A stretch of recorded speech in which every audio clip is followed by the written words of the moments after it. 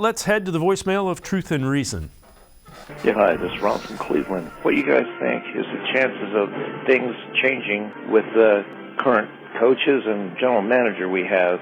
I noticed that Barry is not only the general manager of the Cleveland Browns, but he's also the vice president of soccer operations. Might be wearing him a little thin. Kevin Stefanski has compiled a 15-19 record over the last 2 seasons. And along with that, we've had constant controversy. Started off with Njoku, the Baker Mayfield craziness, Jadeveon Clowney, Kareem Hunt. I just don't know how you can have all these distractions going on all the time and actually think that you're going to have a cohesive team that can get together and play for one final thing, you know.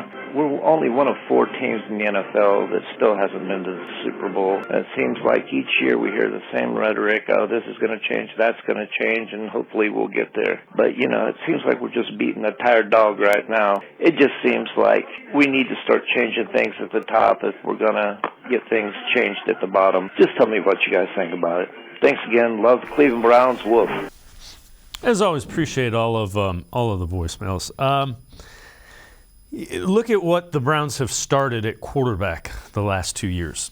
Baker Mayfield he's not going to be a starting quarterback in this league. He did start for the Rams, mixed results. Jacoby Brissett, probably a career backup or a bridge quarterback. So quarterback position in the NFL, you're not going to win consistently without elite play at it. And I think the reason that the Browns have been in this cycle is because every 2 or 3 years they keep changing general managers, head coaches, and the like.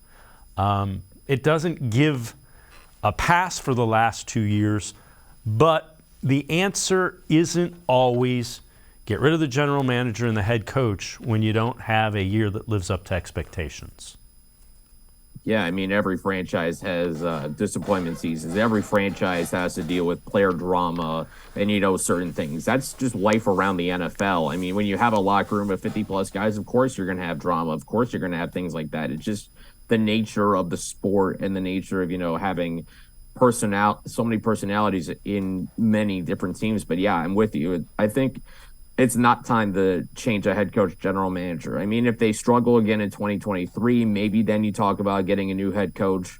Even then, I'm not ready to move on from Andrew Berry. I think he's done a solid job. Could he have done better with the defensive tackle situation? I think, yes, that's a fair criticism of Andrew Berry, but, you know, he's done I think a solid job of drafting. He hasn't drafted an elite superstar player yet in 3 years, but, you know, he's drafted some solid players, some decent players.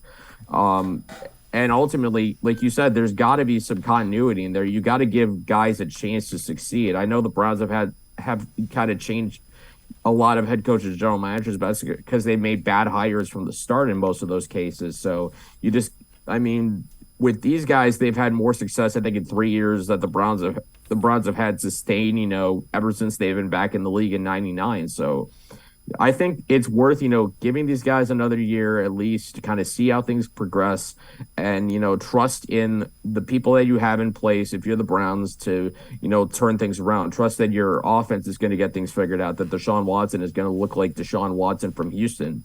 Trust that whoever you hire as defensive coordinator is going to get this unit playing up to its potential.